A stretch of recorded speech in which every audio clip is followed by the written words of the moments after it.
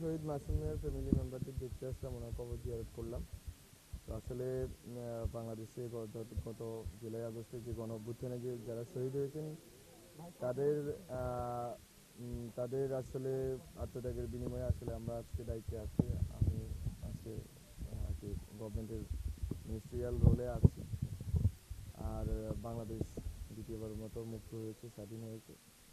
তো আসলে আমি মনে করি যে আসলে আমাদের যেই ঋণ আছে শহীদদের প্রতি, এটা আসলে আমরা শোধ করতে পারবো না, কিন্তু আমরা তাদের সাথে সম্পর্কটা রক্ষা করতে পারি, তাদের পরিবারের সাথে সম্পর্কটা রক্ষা করতে পারি। তাদের যে স্পিরিট আছে, যে স্পিরিটের কারণে আওয়ামী লীগ সন্ত্রাসীরা তাকে, আমি শুনতে পেলাম ওনাকে হচ্ছে মেরে ফেলছে, লিঞ্চিং করে, মব লিঞ্চিং করে মেরে ফেলছে সবাই মিলে একসাথে পিটিয়ে। তো আমার কাছে মনে হয়েছে যে এটা এইভাবে যে সন্ত্রাসী কায়দায় খুনগুলো হয়েছে এবং নিপীড়নগুলো হয়েছে, এবং আমাদের এখনও কয়েক হাজার আহত এখনও হাসপাতালে আছেন, বিভিন্ন জায়গায় তাদের সুস্থ হতে আরও সময় লাগবে, দীর্ঘ সময় লাগবে।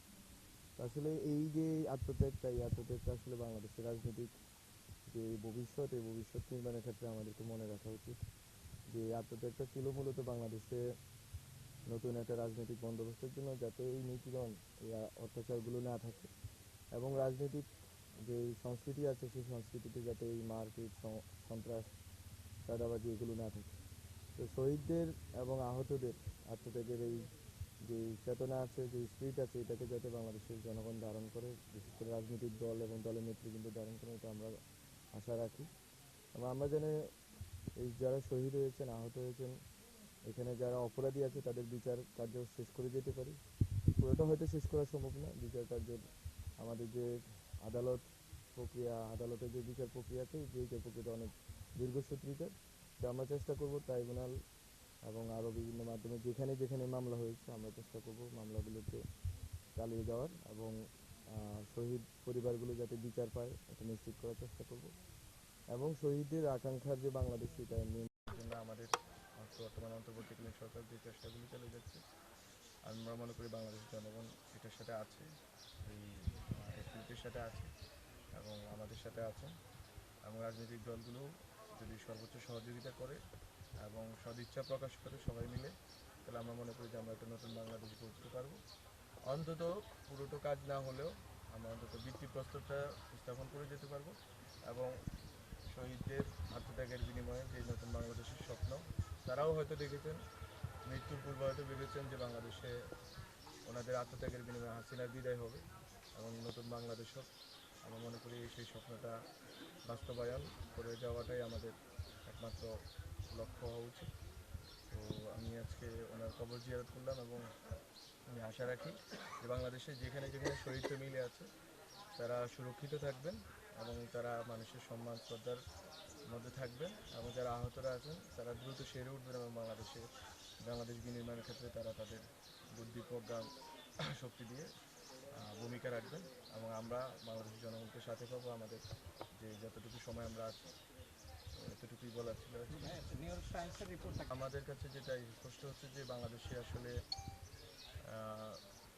ওনারা বলতেছেন যে এখানে একটা চরমপন্থা বা উগ্রপন্থার সুযোগ তৈরি হয়েছে নতুন যে পরিস্থিতির কারণে, হাসিনা চলে যাওয়ার কারণে। কিন্তু আমরা মনে করি যে এইটার সুযোগটা নিতে দেওয়া হবে না। এটা আমাদের সরকারের পক্ষ থেকে অবস্থান হচ্ছে, এই সুযোগ কাউকে নিতে দেওয়া হবে না। বরং বাংলাদেশের যে গণতান্ত্রিক ব্যবস্থা আছে, এই গণতান্ত্রিক ব্যবস্থা সুরক্ষা এবং গণতান্ত্রিক পদ্ধতিতে দেশ পরিচালনার ক্ষেত্রে আমরা খুবই বলিষ্ঠ ভূমিকা রাখবো, এবং আমরা রেখেছিও বটে। এবং সামনে থেকে আমরা চেষ্টা করব বাংলাদেশে যাতে হচ্ছে যে কোনোভাবে উগ্রপন্থা, কোনো ধরনের উগ্রপন্থা, ধর্মীয়, রাজনৈতিক কোনো রকম উগ্রপন্থায় যাতে বাংলাদেশে মাথা চাড়া না দিতে পারে, এবং বাংলাদেশকে যাতে আমরা একটা গণতান্ত্রিক যে রূপান্তরের ক্ষেত্রে ডক্টর মোহাম্মদ ইউনূসের নেতৃত্বে আমরা কাজ করছি, এটা যাতে আমরা সাধন করে যেতে পারি, এবং নির্বাচনের মাধ্যমে যথাসময়ে আমরা যাতে গণতান্ত্রিক একটা রূপান্তরে ভূমিকা রাখতে পারি, এটা হচ্ছে আমাদের একমাত্র চাওয়া। কোনোভাবেই উগ্রপন্থার অবস্থান বাংলাদেশে হবে না।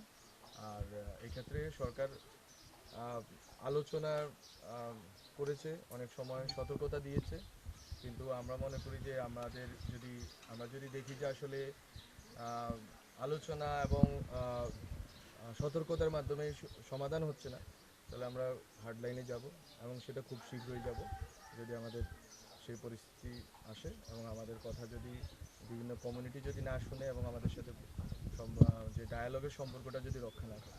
রাষ্ট্রের যেই সুযোগ অনেকেই পেয়েছেন, কিন্তু সুযোগের যদি সদ্ব্যবহার না করে যদি কেউ সুযোগের যদি দুর্ব্যবহার করেন এবং যদি সুযোগ কাজে লাগিয়ে যদি দেশকে অস্থিতিশীল করার চেষ্টা করেন, আমরা অবশ্যই হার্ডলাইনে যাব। মানে ওখানকার আপনাদের যে শহর অঞ্চলের এগুলো নিয়ে বিস্তৃত বর্ণনা আছে, লেখা আছে। মাত্র তো এটা আসলো যে সংস্কার যে কমিশনের পর্যালোচনা এবং তাদের প্রস্তাবনা, আমরা এটা স্টেক হোল্ডারদের সাথে বসে আমরা এটা আগাবো এবং আমরা যতদিন আছি এর ভিতরে আমরা চাইবো যে কিছু গুণগত সংস্কার করে যাওয়ার জন্য।